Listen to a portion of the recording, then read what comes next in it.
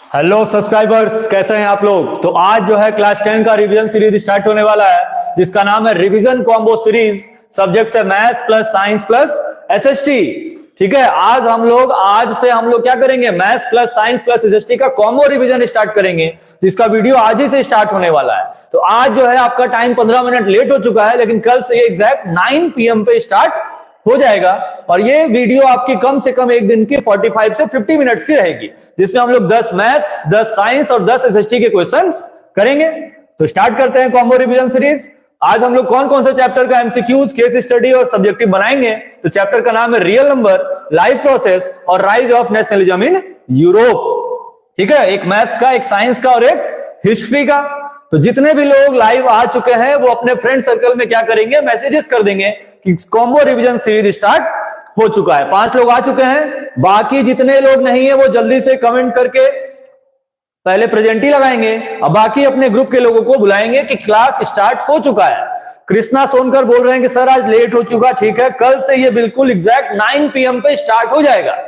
ठीक है, कितने बजे, 9 PM पे। तो स्टार्ट किया जाए, वीडियो स्टार्ट किया जाए। ठीक है, वीडियो स्टार्ट किया जाए। तो ये है फर्स्ट क्वेश्चन है रियल नंबर का, जो आपके स्क्रीन पर ये है। क्वेश्चंस आपको दिखाई दे रहे हैं या नहीं, वॉइस क्लियर आ रहा है कि नहीं, आप कमेंट करके बताते रहेंगे यस सर सब क्लियर है, तो सेशन बिल्कुल स्मूथली चलता रहेगा। क्वेश्चन नंबर 1 स्क्रीन पर है, आप जल्दी से इसको सॉल्व करके आंसर बताएंगे कि क्या आंसर इसका आएगा। ठीक है, बाकी लोग आ चुके हैं, जल्दी से अब आंसर सॉल्व करना स्टार्ट करेंगे। कल से ये सीरीज बिल्कुल 9 PM पे स्टार्ट हो जाएगी आप सभी लोगों के लिए। क्वेश्चन दिखाई दे रहा है, फर्स्ट क्वेश्चन सॉल्व करेंगे और आंसर बताएंगे जल्दी से।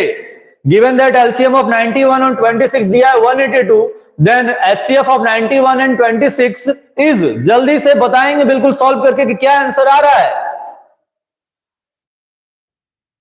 ऑल क्लियर सर, ठीक है, क्लियर है, अब आंसर भी क्लियर करेंगे।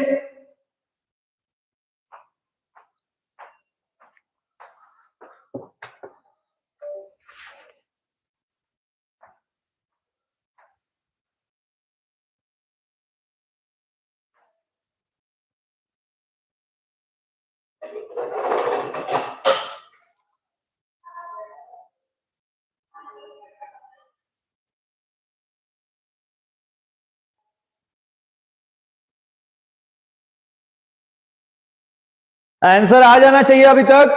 तो लिखा है गिवन दैट द 91, तो हम लोग एक रिलेशन पढ़े हैं, एक कंबाइन रिलेशन पढ़े हैं सबका, कि LCM into HCF is equal to होता है प्रोडक्ट ऑफ नंबर्स, मतलब ए इंटू बी। इसमें से एलसीएम दिया हुआ है कि 182 है और एचसीएफ हम लोगों को पता नहीं है। इज इक्वल टू लिखेंगे, ए का वैल्यू 91 और बी का वैल्यू 26, तो एचसीएफ इज इक्वल टू हो जाएगा 91 इंटू 26 और बाई में 182। 91 से डिवाइड होगा 2 बार में, 2 से डिवाइड होगा 13 बार में, तो एचसीएफ आ जाएगा आंसर कितना, 13 आ गया सभी लोगों का। ए बिल्कुल सही आंसर है, 13 आंसर होगा, बिल्कुल क्लियर है। नेक्स्ट क्वेश्चन में चलते हैं। नेक्स्ट क्वेश्चन स्क्रीन पे आ गए, जल्दी से बताएंगे। आज की सीरीज में हम लोग एमसीक्यू, सब्जेक्टिव, केस स्टडी तीनों बनाएंगे। ठीक है, तीनों जल्दी से बताएंगे इस क्वेश्चन का क्या आंसर आएगा। क्वेश्चन नंबर 2 आपकी स्क्रीन पर है।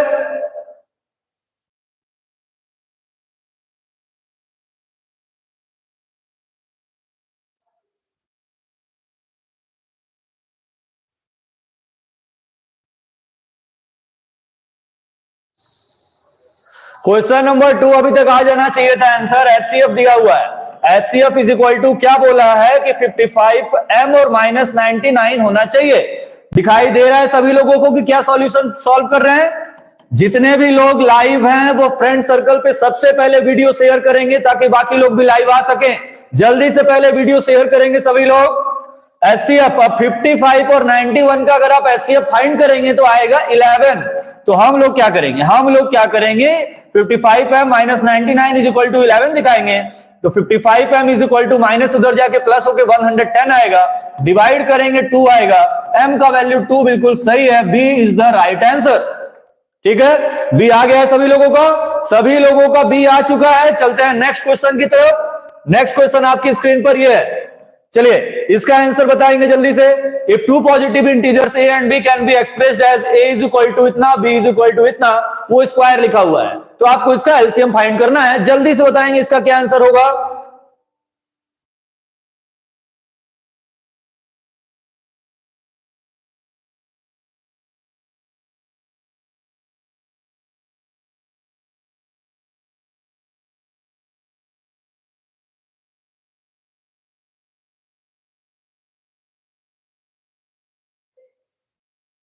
आ गया आंसर, आ गया। विशाल जायसवाल ए आ रहा है, बी आ रहा है। चलिए देखते हैं। ए कितना दिया हुआ है, एक्स वाई का क्यूब, और बी कितना दिया हुआ है, एक्स वाई का स्क्वायर और जेड। पूछा क्या है, एलसीएम। आपको क्या बताया गया है कि जब भी एलसीएम फाइंड करने के लिए बोलेगा तो आप जो है बड़े पावर को काउंट करेंगे। एक्स का पावर 1 है, यहां भी 1 है, यहां भी 1 है। इन दोनों में एक्स देखेंगे एक बार है, वाई यहां 3 बार है, यहां 2 बार है, तो बड़ा कौन है 3, और जेड यहां 1 बार है। तो जेड लिखेंगे कि नहीं लिखेंगे, आप ये बताएंगे पहले। ऑप्शन कोई नहीं आ रहा है, ऐसा कौन बोल रहा है कि ऑप्शन कोई नहीं आ रहा है?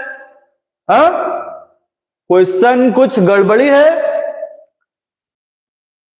एक्स यहां 1 बार है, वाई 2-3 बार है, वहां पर जेड 1 बार है। ठीक है, कोई बात नहीं।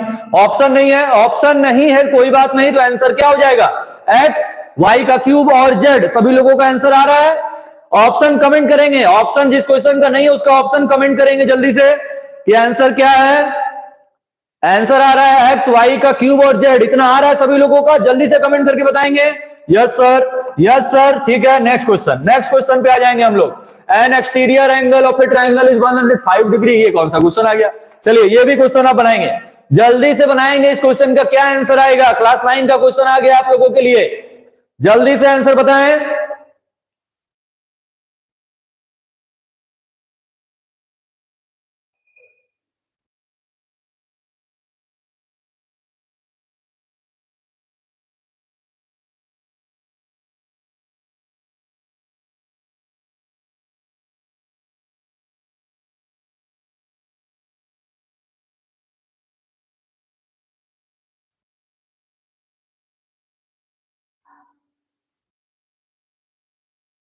आ गया आंसर, आ गया सभी लोगों का। 37.5 डिग्री आशीष का आंसर आ चुका है। चलिए देखते हैं। तो यहां पर हम लोग पढ़े हैं कि 2 इंटीरियर एंगल, मतलब 2 इंटीरियर ऑपोजिट एंगल को प्लस करते हैं तो एक एक्सटीरियर एंगल आता है। यहां पर क्या बोला है कि एक्सटीरियर एंगल दिया है 105 डिग्री, और दोनों इंटीरियर एंगल आपस में क्या है, सेम है। तो x plus x is equal to 2x is equal to 105 degree दिखा देंगे। तो x इज इक्वल टू आ जाएगा 105 बाय में 2 डिवाइड कर देंगे, आ जाएगा 52.5 डिग्री। ठीक है, गलती से गलत हो गया सर। ठीक है, आंसर आएगा 52.5 डिग्री। क्लियर है सभी लोगों का, क्लियर है। नेक्स्ट क्वेश्चन पे चलें। ठीक है, नेक्स्ट क्वेश्चन, नेक्स्ट क्वेश्चन आ गया मैथ्स का आपके लिए। ये अब एमसीक्यू का ये लास्ट क्वेश्चन है शायद, इसके बाद सब्जेक्टिव स्टार्ट होगा। ठीक है, ये लास्ट क्वेश्चन है एमसीक्यू का, इसके बाद subjective. The least number that is divisible by all the numbers from 1 to 5 both inclusive is.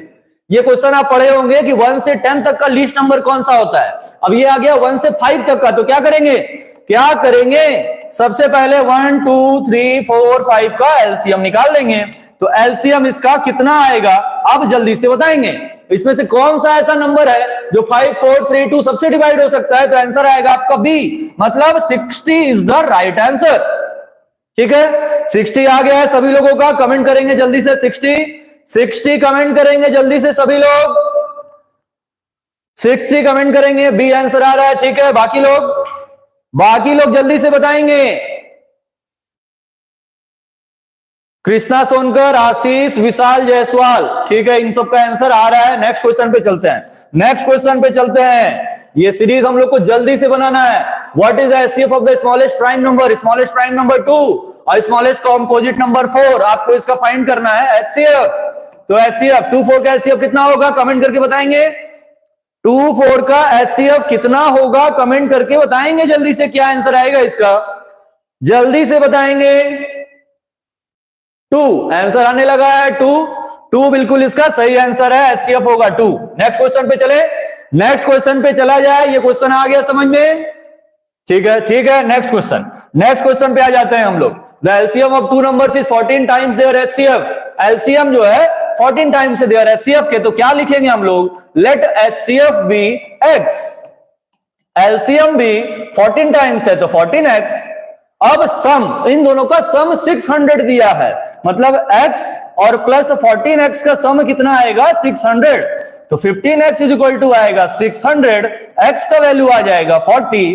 तो अगर हम लोग HCF को x लेट किए थे, HCF को क्या लेट किए थे, x, जब HCF को x लेट किए थे तो HCF आ गया 40, और LCM को लेट किए थे कितना, 14x, तो 14 इंटू 40 कितना हो जाएगा, 560। और हम लोग पढ़े हैं कि LCM into HCF is equal to product of numbers, मतलब a इंटू बी आना चाहिए, जिसमें से एलसीएम कितना है 560, HCF है 40, और एक नंबर दिया हुआ है 280। ठीक है, तो यहां लिखेंगे b, डिवाइड कर देंगे तो b इज इक्वल टू आ जाएगा 560 इंटू 40 बाय में 280, डिवाइड करेंगे 2 बार में, मल्टीप्लाई करेंगे 80, आंसर आ जाएगा।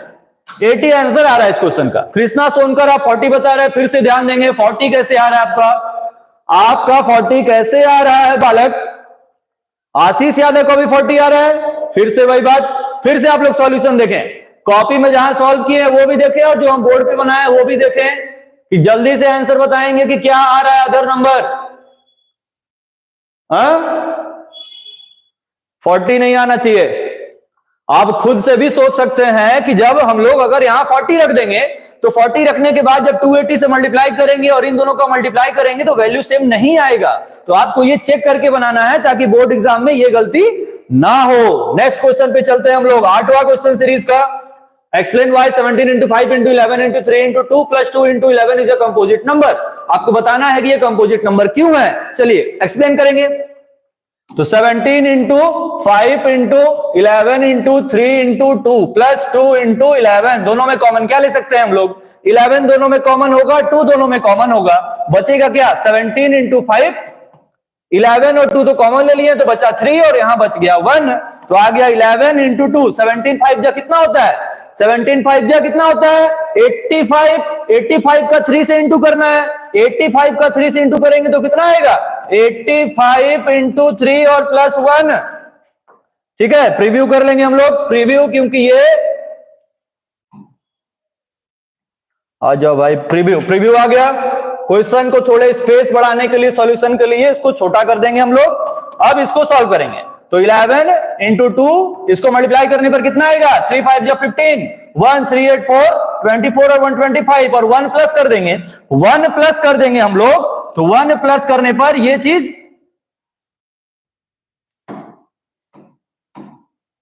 क्या बन जाएगा, 1 प्लस करने पर ये बन जाएगा 246। क्लियर है। तो यहां पर हमको 3 अलग अलग नंबर दिख रहे हैं, 3 अलग अलग नंबर इंटू 1 भी लिख सकते हैं, इसको और ब्रेक कर सकते हैं, तो इससे पता चल रहा है कि ये कंपोजिट नंबर है।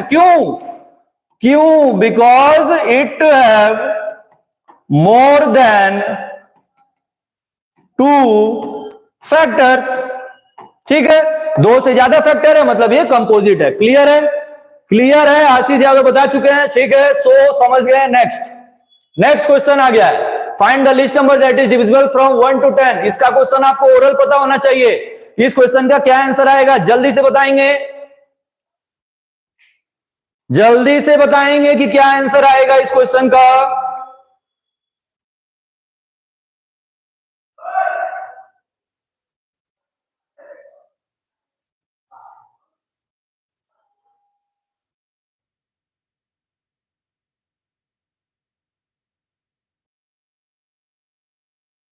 आ गया, ऑप्शन आ गया, सॉल्व किया जाए। ठीक है, सॉल्व किया जाए, बिल्कुल सॉल्व किया जाए। ऑप्शन आ रहा है सर, रटा हुआ है 2520, बिल्कुल सही बात है। 1 2 3 4 5 6 7 8 9 और 10। अब इसका हम लोग एलसीएम निकाल लेंगे, और एलसीएम निकालने पे क्या आंसर आएगा आपका 2520। 1 मार्क्स के लिए भी अच्छा क्वेश्चन है, 3 मार्क्स के लिए भी अच्छा क्वेश्चन है। ठीक है, तो 1 मार्क्स आएगा, डायरेक्ट टिक कर देंगे 2520। अगर 3 मार्क्स का आएगा तो एलसीएम निकाल के दिखा देंगे। नेक्स्ट क्वेश्चन पे चला जाए, लास्ट क्वेश्चन पे चलते हैं हम लोग। ये रहा लास्ट क्वेश्चन। अब ये लास्ट क्वेश्चन आपका केस स्टडी है। क्या है, केस स्टडी। चलिए बताइए, क्वेश्चन जल्दी से पढ़ेंगे, उसके बाद क्वेश्चन को स्लाइड किया जाएगा।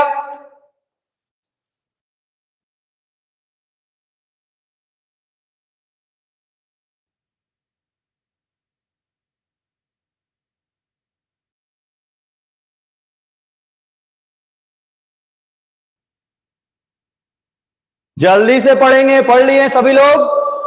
नेक्स्ट पेज, चलिए नेक्स्ट पेज पे। ये ट्री आपको नेक्स्ट पेज पे मिलेगा, बिल्कुल सोचने की जरूरत नहीं है, ट्री आपको नेक्स्ट पेज पे भी मिलेगा। What will be the value of x, x का वैल्यू बताना है, एक्स का वैल्यू बताना है, ऑप्शंस आपके सामने हैं। तो यहां पर अगर हम लोग देखें तो एक्स के यहां पर दो फैक्टर है, एक 5 है और एक 2783 है। तो जब भी मल्टीप्लाई करेंगे हम लोग तो 3 into 5 लास्ट में क्या आएगा 5। जब 5 आएगा तो बाकी सॉल्व करने की जरूरत है नहीं, क्योंकि बाकी ऑप्शन के लास्ट में 5 है ही नहीं। तो बी बिल्कुल सही आंसर होगा इसका। तो केस स्टडी को हम लोगों ने पहले सॉल्व कर दिया है। चलेंगे नेक्स्ट। डी कौन बता रहा है भाई? डी कैसे आ जाएगा? डी कैसे आ जाएगा? जब इन दोनों का मल्टीप्लाई करेंगे तो 5 3 जा 15, लास्ट में 5 ही आना चाहिए। ठीक है, तो बिना सॉल्व किए भी बता सकते हैं। नेक्स्ट, इसी के नेक्स्ट पे चलेंगे। फिर आ गया three. What will be the value of y, इसमें वाई का वैल्यू बताना है, वाई का वैल्यू बताना है। तो यहां पर देखेंगे y जो है किसका फैक्टर है 2783 का। तो लिखेंगे 2783 is equal to y into 253। तो y इज इक्वल टू आ जाएगा 2783, y में 253 डिवाइड कर देंगे 3 3 डिवाइड करेंगे तो क्या आएगा 1 1। ठीक है, 1 1 आएगा। क्यों? क्योंकि 3 से 3 डिवाइड करेंगे लास्ट में ऑप्शन 1 आना चाहिए, और ऐसा सिर्फ सी में है। क्लियर है? इतना क्लियर है? ठीक है, समझ में आ रहा है? नेक्स्ट पार्ट पे चलेंगे। नेक्स्ट पार्ट ये रहा, what will be the value of Z. अब जेड का वैल्यू पूछा है, जेड का वैल्यू पूछा है। सेम उसी तरीके से तो आपको जेड का वैल्यू निकालने के लिए क्या लिखेंगे हम लोग 253 is equal to 11 into z. तो जेड इज इक्वल टू 253 और वाई में 11। फिर वही सेम कॉन्सेप्ट, लास्ट में 1 है, लास्ट में 3 है, जब भी डिवाइड करेंगे तो लास्ट में 3 आएगा। कौन सा ऑप्शन होगा? बी। बी बिल्कुल सही आंसर है। ठीक है, कृष्णा सोनकर बिल्कुल सही आंसर बताते जा रहे हैं, आशीष यादव भी सही बता रहे हैं, विशाल जायसवाल भी बता रहे हैं। लगे रहेंगे सभी लोग इसी तरह। चला जाए लास्ट क्वेश्चन पे, मैथ्स के लास्ट क्वेश्चन के लास्ट पार्ट पे चला जाए। मनी सिंह भी बता रहे हैं बी, बिल्कुल सही है। ठीक है, लास्ट पार्ट आपको जल्दी से सॉल्व करके बताना है। लास्ट है कि और एक केस स्टडी होगा इसका। According to the fundamental theorem of arithmetic 13915 is a what. आपको बताना है कि 13915 है क्या। चलिए बताइए जल्दी से बताएंगे कि 13915 है क्या। तो हम अगर देखें तो x का वैल्यू आया था 13915 और इसके दो फैक्टर यहां दिख रहे हैं 5 और 2783। फिर 2783 के फैक्टर दिख रहे हैं y का वैल्यू आया था 11 इंटू 253 और फिर यहां 11 इंटू 23। तो यहां पर 5 से ज्यादा फैक्टर मिल गए। तो ऑप्शन कौन सा होगा? ए। बिना सॉल्व किए ही बता देंगे हम लोग, ए होगा। क्लियर है? ठीक है, सभी लोगों का बिल्कुल सही आंसर आ रहा है। कंपोजिट बता रहे हैं डी नहीं आ सकता है, नीदर प्राइम नॉर कंपोजिट नहीं बोल सकते हैं हम लोग क्योंकि ये कंपोजिट है। क्लियर है इतना? नेक्स्ट क्वेश्चन पे चला जाए। ठीक है, आ जाएंगे नेक्स्ट क्वेश्चन पे। सीरीज आपको फास्ट स्पीड में बनानी है। ठीक है, ये नहीं कि बस ये 30 क्वेश्चन है तो पूरा 2 घंटा इसी में लगा देंगे। जल्दी सॉल्व करना है, सही सॉल्व करना है और एग्जाम में ज्यादा से ज्यादा मार्क्स स्कोर करना है। ठीक है, अब आ जाएंगे ई पे। ई क्या पूछ रहा है कि 13915 का फैक्टर क्या आएगा। इसमें से ऐसा कौन सा नंबर है जिसको मल्टीप्लाई करने पर 13915 आ जाना चाहिए। चलिए बताइए, बिना सॉल्व किए बताना है। कमिटमेंट एक ही है कि केस स्टडी को कुछ क्वेश्चंस को हम लोग बिना सॉल्व किए बताएंगे। जल्दी से बताएं आप लोग, इसका क्या आंसर आएगा। ए आएगा 5 इंटू 11 इंटू 13। बिल्कुल नहीं हो सकता है क्योंकि इस पूरे सीरीज में कहीं पर भी 13 आया था। हम लोग x फाइंड किए, y फाइंड किए, z फाइंड किए, 13 कहीं नहीं आया है। ये 13 भी नहीं आया, बिल्कुल गलत हो गया। अब 11 या तो 3 बार आएगा या तो 2 बार आएगा। ठीक है, तो यहां पर हम लोग देखें तो 11 2 बार आ रहा था, y का वैल्यू भी 11 था और यहां भी 11 है। तो आंसर कौन सा होगा? सी इज द राइट आंसर। ठीक है, मैथ बना के कैसा आपको लगा जल्दी से कमेंट करके बताएंगे। जल्दी से कमेंट करके बताएंगे कि आप लोगों ने मैथ्स के 15 क्वेश्चंस को 15 मिनट के अंदर बनाया है। ठीक है, 15 क्वेश्चंस अंडर 15 मिनट्स। कमेंट करके बताएंगे कि मैथ्स का सीरीज कैसा लगा। फिर तुरंत साइंस स्टार्ट होगा। कॉम्बो में साइंस कब होगा? ठीक है, कॉम्बो में साइंस कब होगा? अभी होगा, तुरंत। अब आ गया लाइफ प्रोसेस।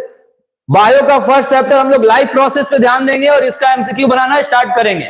ठीक है, विशाल जायसवाल आउटस्टैंडिंग, आशीष यादव मजे आए रियली। ठीक है, अब साइंस में मजे लेंगे। नेक्स्ट, साइंस का फर्स्ट क्वेश्चन लाइफ प्रोसेस।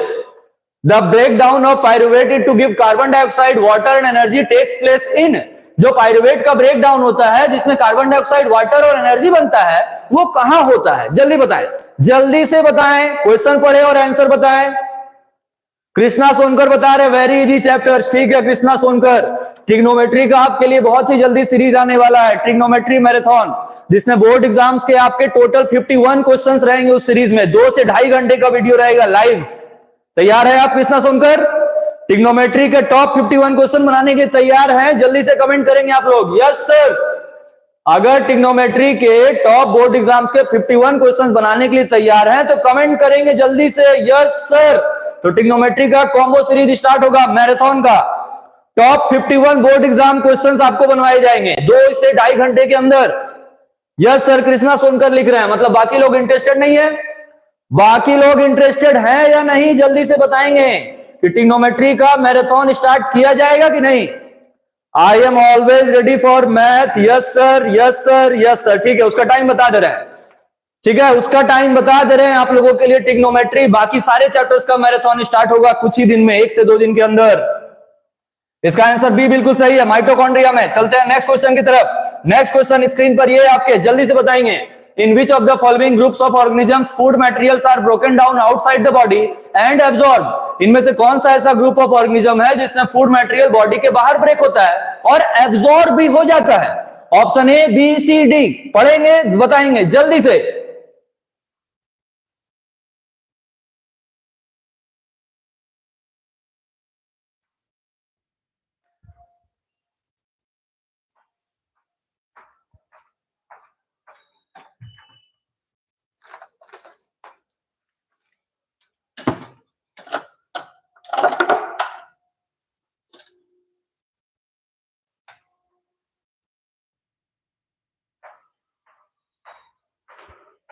आ गया, आ गया, ऑप्शन आ गया।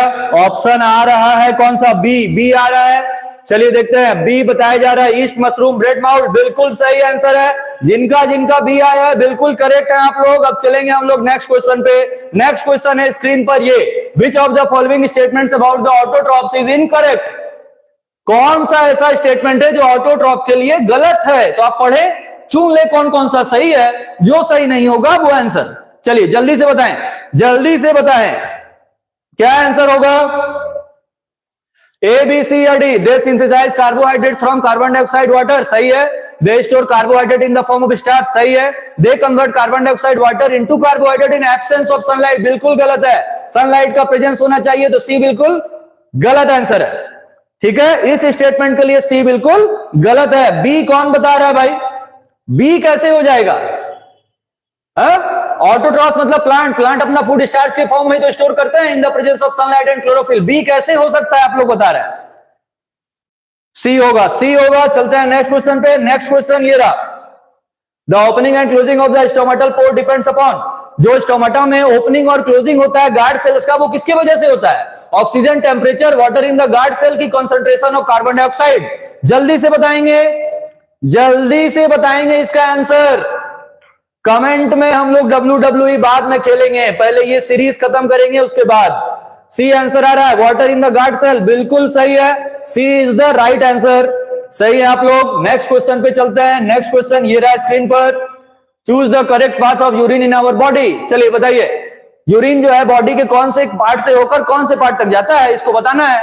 ऑप्शंस आपके सामने हैं, kidney, ureter, urethra, urinary bladder, गलत। किडनी, यूरिनरी ब्लैडर, गलत। Kidney, ureter, urinary bladder, urethra, सही। सी इज द राइट आंसर, क्योंकि सबसे पहले फिल्ट्रेशन किडनी में होगा, फिर पाइप के थ्रू यूरेटर पहुंचेगा यूरिनरी ब्लैडर, उसके बाद यूरेथ्रा के थ्रू बॉडी के बाहर। ए बिल्कुल गलत आंसर है।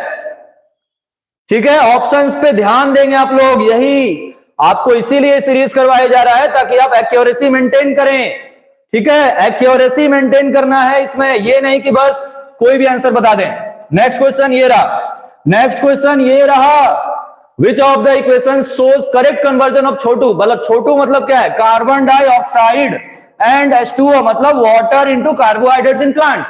आपको फोटोसिंथेसिस का रिएक्शन आइडेंटिफाई करना है, जल्दी से बताएंगे इनमें से कौन सा रिएक्शन फोटोसिंथेसिस का है। ए, बी, सी या डी? ऑप्शन पढ़ें, आंसर कमेंट करें। विशाल जायसवाल बता रहे सी होगा, बाकी लोग बाकी लोग बिल्कुल नहीं बता रहे हैं। विशाल जायसवाल बता रहे हैं डी होगा।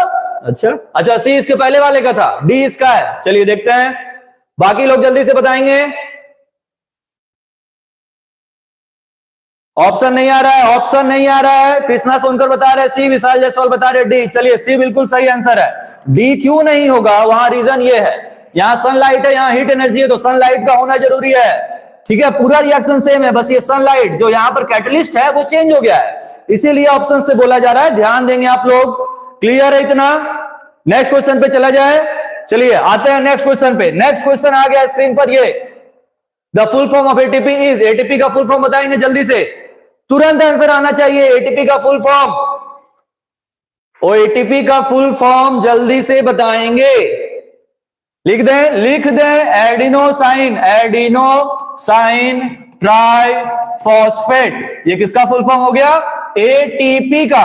कमेंट बॉक्स में आपको बताना है, कमेंट बॉक्स में अभी कमेंट करके बताएंगे कि एडीपी का फुल फॉर्म क्या होगा। एडीपी का फुल फॉर्म क्या होगा, जल्दी से बताएंगे कमेंट करके सभी लोग।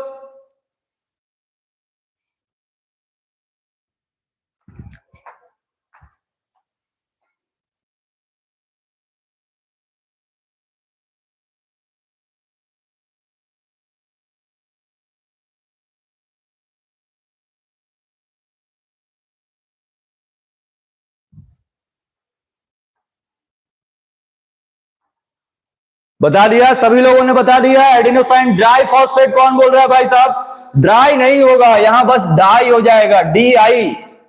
ठीक है, ड्राई नहीं करना है। नेक्स्ट क्वेश्चन पे चला जाए। नेक्स्ट क्वेश्चन ये रहा स्क्रीन पर आपके, name the respiratory organ of एप्सिस mosquito earthworm. MCQ खत्म हो गया है, एमसीक्यू खत्म हो गया है साइंस का। आपके लिए आ गया सब्जेक्टिव क्वेश्चन 1 मार्क्स वाले, इसके बाद 2 मार्क्स वाले भी आएंगे, और केस स्टडी तो मस्ट है। Name the respiratory organs of, बताएं जल्दी से, रेस्पिरेटरी ऑर्गन्स ऑफ फिश का क्या होगा? कमेंट करके साथ में बताते जाएंगे। फिश का रेस्पिरेटरी ऑर्गन कमेंट करेंगे सब लोग जल्दी से। फिश के लिए रेस्पिरेटरी ऑर्गन कमेंट। कमेंट नहीं आ रहा है, कमेंट नहीं आ रहा है, क्या कर रहे हैं सभी लोग? गिल्स, आशीष यादव बता रहे हैं गिल्स बिल्कुल सही है, गिल्स सही हो गया। अब मॉस्किटो का बताएंगे, मॉस्किटो का बताएंगे। मॉस्किटो, फिश खत्म हो गया, सब खा गए हम लोग। मॉस्किटो का बताएंगे। ट्रैकिया होगा, TRACHEA, विंड पाइप। उसके बाद अर्थवर्म को बताएंगे। विशाल जायसवाल नेक बता रहे हैं, आशीष जायसवाल ट्रैकिया बता रहे हैं। ठीक है, ट्रैकिया सही है। मॉइस्ट का हो जाए, अर्थवर्म का हो जाएगा मॉइस्ट स्किन। क्या हो जाएगा? Moist skin. क्लियर है सभी लोगों को? सभी को क्लियर है? ठीक है। कृष्णा सोनकर कमेंट नहीं कर रहे हैं, सोनकर सो गए क्या? नेक्स्ट क्वेश्चन पे चला जाए। नेक्स्ट क्वेश्चन ये रहा, असर्शन रीजन का है, पढ़ेंगे अच्छे से, पढ़ेंगे क्वेश्चन को अच्छे से पढ़ेंगे और फिर बताएंगे इसका क्या ऑप्शन होगा। गलती नहीं होना चाहिए, ये क्वेश्चन बिल्कुल गलत नहीं होना चाहिए, पढ़ेंगे और बताएंगे जल्दी। वीडियो लाइक करते रहेंगे सभी लोग, जितने भी लोग लाइव हैं पहले वीडियो लाइक करेंगे, उसके बाद आंसर्स बताएंगे इसका जल्दी।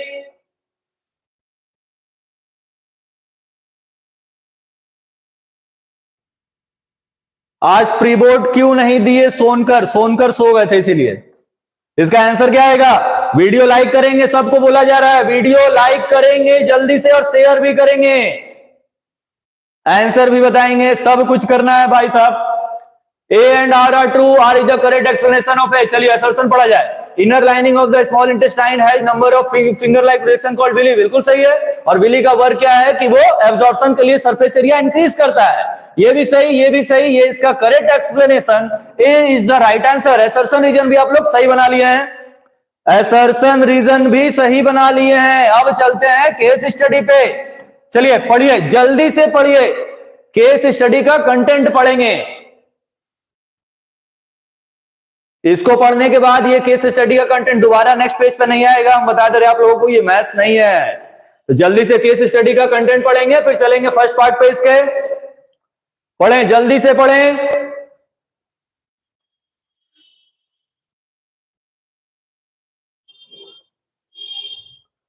कमेंट पे बोल रहे हैं ना, सिर्फ पढ़ने पे ध्यान देंगे, कमेंट के लिए बाद में टाइम मिलेगा आप लोगों को। अभी पहले इसको पढ़ें और फिर इसको हम पेज चेंज कर रहे हैं और आंसर बताना स्टार्ट करेंगे। आशीष यादव पढ़ लिए हैं, बाकी लोग भी जल्दी स्टार्ट करेंगे पढ़ना।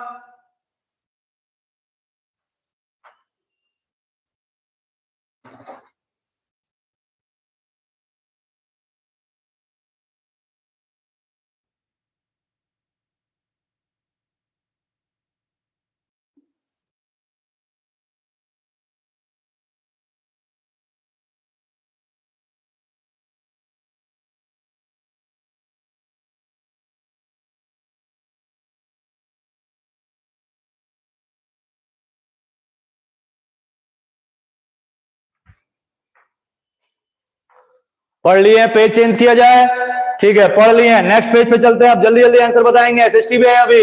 विच life process is depicted by the above passage, वो पूरा पैसेज आप लोग पढ़ लिए होंगे। Blood transport and wastage material in our body consist of the plasma as a fluid medium, the pumping organ is required. ठीक है, ठीक है, पहले ही लाइन में इसका आंसर लिखा हुआ है। ये पूरा लाइफ प्रोसेस किसके लिए है, जल्दी से बताएंगे आप लोग, जल्दी से बताएंगे। ये जो अबव केस स्टडी में कंटेंट दिया गया था वो लाइफ प्रोसेस के कौन से पार्ट को एक्सप्लेन करता है? रेस्पिरेशन, डाइजेशन, ट्रांसपोर्टेशन की एक्सक्रेशन। ऑप्शन आ रहा है सी, बिल्कुल सही है, क्योंकि फर्स्ट लाइन में ही लिखा था कि यहां पर ट्रांसपोर्ट हो रहा है ब्लड का, तो ट्रांसपोर्टेशन बिल्कुल सही आंसर है। नेक्स्ट पेज पे आ जाएंगे। Name the blood pumping organ, body में ब्लड पंप करने के लिए कौन सा ऑर्गन होता है? क्या आंसर होगा? Heart. B is the right answer. ठीक है, क्लियर है इतना सभी लोगों को? नेक्स्ट क्वेश्चन पे चला जाए। ठीक है, बी आंसर आने लगा है, आंसर बी आने लगा है। जितने भी लोग लाइव हैं अभी एसएसटी के लिए रुकेंगे, गायब नहीं होंगे। चलिए, ये आ गया next. Oxygenated blood from lungs enter the left atrium through, जो ऑक्सीजनेटेड ब्लड होता है वो लंग्स के थ्रू इंटर करता है। ठीक है, द लेफ्ट एट्रियम में इंटर करता है, किसके थ्रू? वेना कावा, मतलब कि एंड वेना कावा में, पल्मोनरी आर्टरी में, पल्मोनरी वेन के थ्रू, या तो एओर्टा के थ्रू। क्या आंसर होगा इसका? क्या आंसर होगा? विशाल जायसवाल, आशीष यादव, कृष्णा सोनकर, मनी सिंह। आंसर सोचेंगे, समझेंगे, पढ़ेंगे, फिर आंसर बताएंगे, क्योंकि गलत नहीं करना है। Oxygenated blood from lungs enters the left atrium through pulmonary vein होगा, पुल्मोनरी वेन होगा इसका आंसर। नहीं कमेंट आ रहा है, मतलब समझ रहे हैं हम कि नहीं आ रहा है। ठीक है, नेक्स्ट पे चलते हैं। नेक्स्ट ये रहा deoxygenated blood leaves through the left ventricle. अब उसका ऑपोजिट क्वेश्चन है, वो ऑक्सीजनेटेड ब्लड इंटर करने का बता रहा था, ये डीऑक्सीजनेटेड ब्लड लीव का बता रहा है कि कौन से बॉडी पार्ट्स के थ्रू वो लीव करेगा। Vena cava, pulmonary artery, pulmonary vein, aorta. Same option different question, same option different question. Answer बताएंगे सभी लोग, आंसर बताएंगे। ए आ रहा है,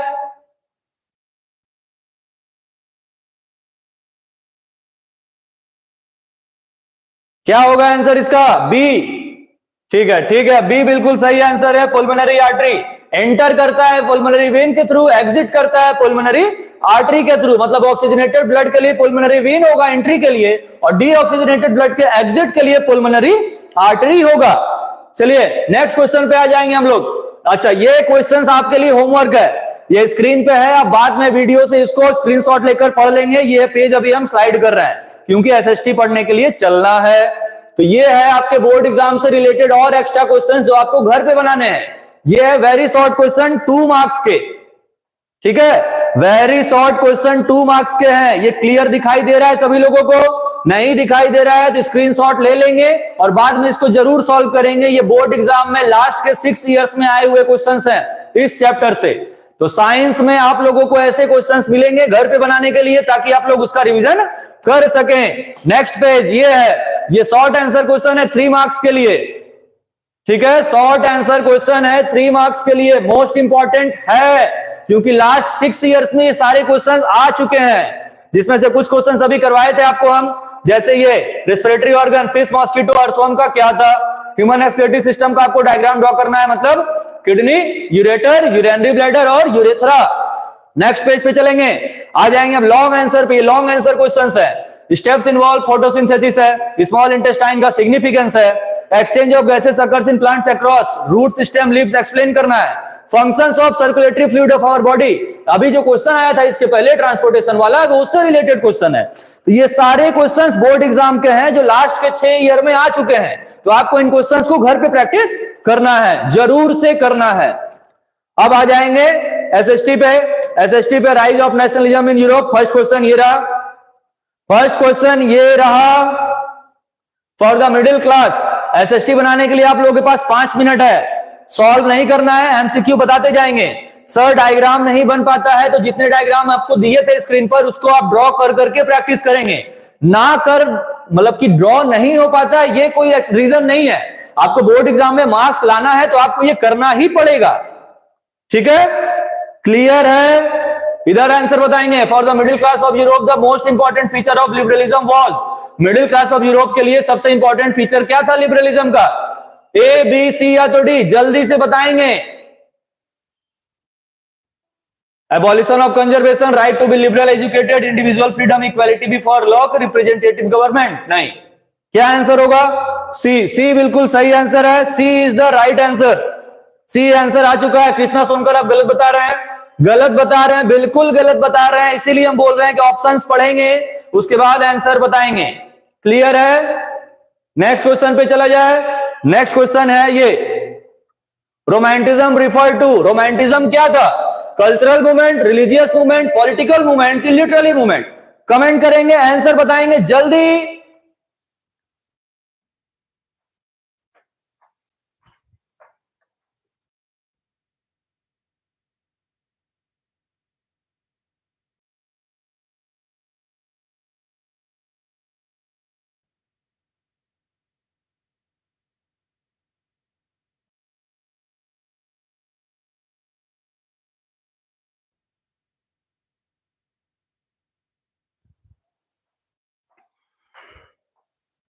आ गया ऑप्शन, आ गया ऑप्शन, आ गया कि नहीं?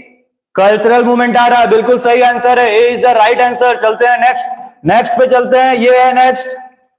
इन Prussia, Prussia who was referred to Junkers. Prussia में जंकर्स किनको बोलते थे? Military official, large land owners, factory owners या अरिस्टोक्रेटिक नोबल्स? प्रूसिया में जंकर्स किनको बोलते थे? तो जिनको नहीं पता है वो ध्यान देंगे। जंकर्स बोलते थे, नहीं बालक, जंकर्स का मतलब मिलिट्री ऑफिशियल नहीं है। वर्ड ही ऐसा दिया गया जिससे आप कंफ्यूज होकर ए पे ही टिक करेंगे, इसीलिए ध्यान देंगे। लार्ज लैंड ओनर्स को बोला जाता था जंकर्स, ठीक है? Next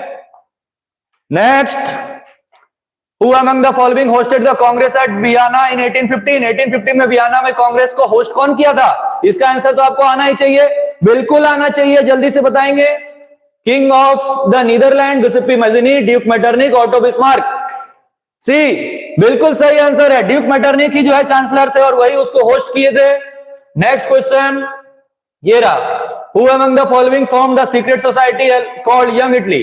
secret society young Italy जो है कौन फॉर्म किया था? इसका आंसर भी आपको आना चाहिए, बिल्कुल आना चाहिए। Otto von Bismarck, Giuseppe Mazzini, Metternich और Johann Gottfried Herder? Giuseppe Mazzini Vishal Jaiswal का आ रहा है, कृष्णा जायसवाल शिवकर का बी आ रहा है, आशीष का सी आ रहा है। सी बिल्कुल गलत है, बी ही आंसर होगा। नोट्स आप लोग नहीं पढ़े हैं, एसएसटी भी क्लियर नहीं किए हैं, ध्यान देंगे हिस्ट्री पे। हिस्ट्री पे ईयर पे सबसे ज्यादा ध्यान देना है और नेम पर, क्योंकि ऑप्शनल क्वेश्चन में वही पूछेगा।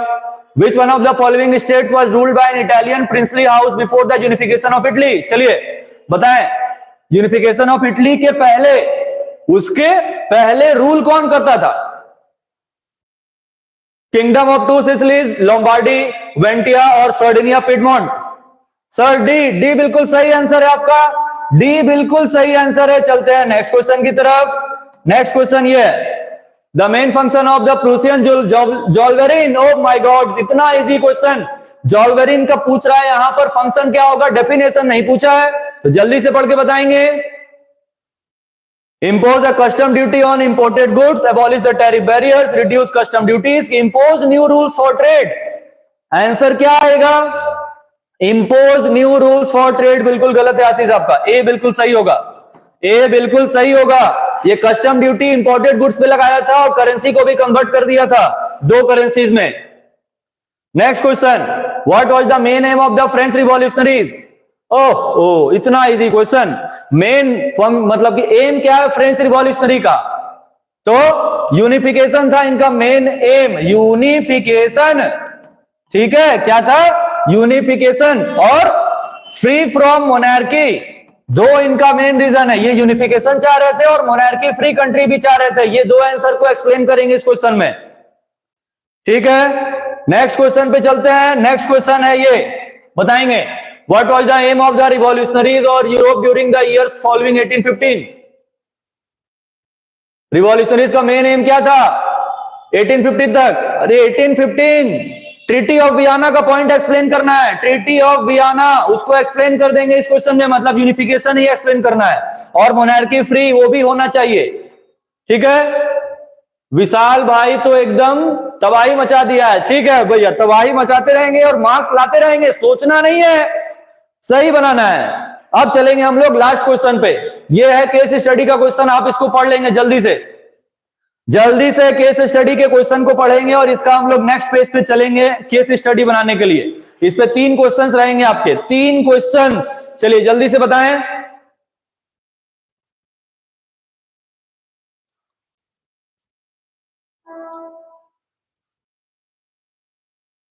ऐसे नहीं है आशीष, ठीक है, कैसे है आशीष वो बाद में बताएंगे। पढ़ लिए?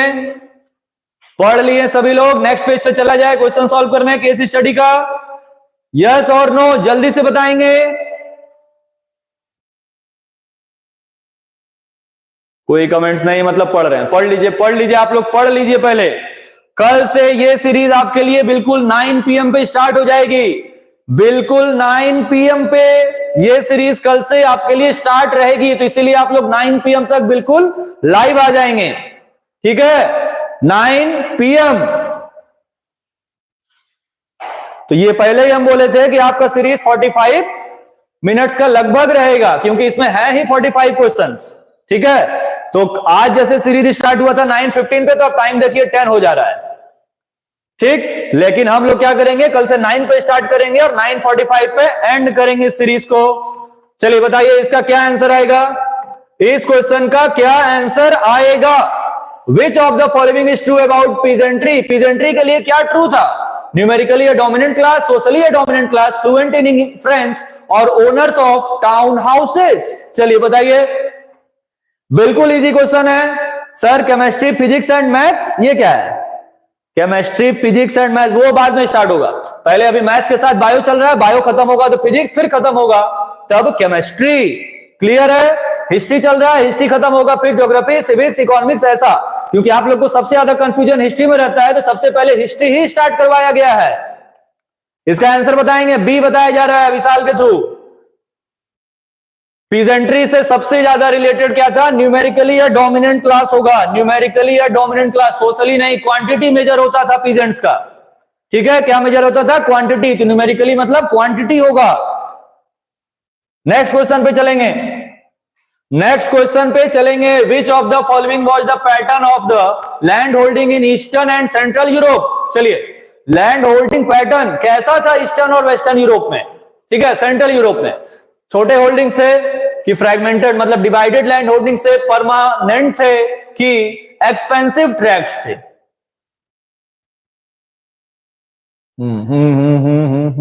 एक्सपेंसिव है, यहां पर याद रखेंगे, महंगे का बात नहीं हो रहा है। एक्सपेंड मतलब फैला हुआ, इस पे ध्यान देंगे, इस पे बिल्कुल ध्यान देंगे।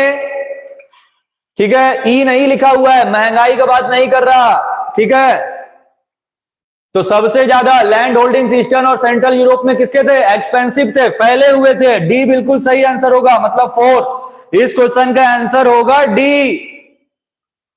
चलिए लास्ट क्वेश्चन, लास्ट क्वेश्चन पे हम लोग पहुंच चुके हैं। ये लास्ट क्वेश्चन है, जल्दी से बताएंगे। Which among the following factors connected the families of land aristocracy? चलिए बताइए, लैंडेड अरिस्टोक्रेसी मतलब जो उस सोसाइटी के रहने वाले सबसे अमीर लोग थे, वो कैसे कनेक्टेड थे? लैंग्वेज के थ्रू, पॉपुलेशन के थ्रू, ऑक्यूपेशन के थ्रू, कि टीयर्स ऑफ मैरिज के थ्रू? बताएं, बताएं जल्दी से। सोचेंगे और आंसर आ जाएगा, सोचना है सिर्फ आपको। जल्दी, ए आ रहा है, डी आ रहा है, फिर डी आ रहा है, फिर ए आ रहा है, नहीं नहीं नहीं नहीं, ऐसा नहीं होना चाहिए कि आप चार चार अलग अलग ऑप्शन बताएंगे। ए आंसर नहीं हो सकता है। फ्रेंच बोलने वाले तो लोग थे ही वहां पर, तो वो अरिस्टोक्रेट कैसे हो जाएंगे? अरिस्टोक्रेट का क्वांटिटी कम भी था, वो उनका ऑक्यूपेशन कॉमन नहीं था, लेकिन ये चीज सब में कॉमन था। वो जब भी शादी करते थे या मैरिज होता था तो वो अपने अरिस्टोक्रेसी वाले ही लेवल पे शादी करते थे। ये नहीं था कि अरिस्टोक्रेट थे और वो जाके सोसाइटी के सबके लोअर कास्ट वाले लोग या सबसे पुअर पर्सन से वो शादी कर ले रहे थे, ऐसा नहीं था। तो इसीलिए सारे लोग मैरिज से कनेक्टेड थे। क्लियर है? इतना क्लियर है सभी लोगों को? तो कैसा लगा आपको ये सीरीज? कमेंट करके बताएंगे। जाने के पहले कमेंट करके बताएंगे ये सीरीज कैसा लगा आप लोगों को? अच्छा लगा, बहुत अच्छा लगा, सबसे अच्छा लगा? जल्दी से बताएंगे। ये हो गया आपके सीरीज का द एंड ऑफ टाइम। देखिए टाइम यहां पर हो रहा है बिल्कुल 10 और सीरीज स्टार्ट हुआ था बिल्कुल 9:15 पे। तो 45 मिनट्स पे आप 45 क्वेश्चन सॉल्व किए हैं। क्लियर है? तो कल मिलेंगे इसी टाइम पे। टाइम आप लोग कमेंट करके बताएंगे खुद से। जाने के पहले टाइम कमेंट करके बताएंगे सभी लोग कि कल कितने बजे आना है। Comment fast. टाइम कल के लिए क्या टाइम रहेगा, क्या टाइम बताया गया है, एग्जैक्ट बताएंगे। 9 सभी का कमेंट आना चाहिए। सभी लोग लिखेंगे 9 9 9 9। ठीक है, 9 PM 9 बजे। ठीक है, तो कल मिलते हैं आपके साथ 9 बजे। ठीक है, तब तक के लिए बोले हमारे चैनल डीजे क्लासेस पर।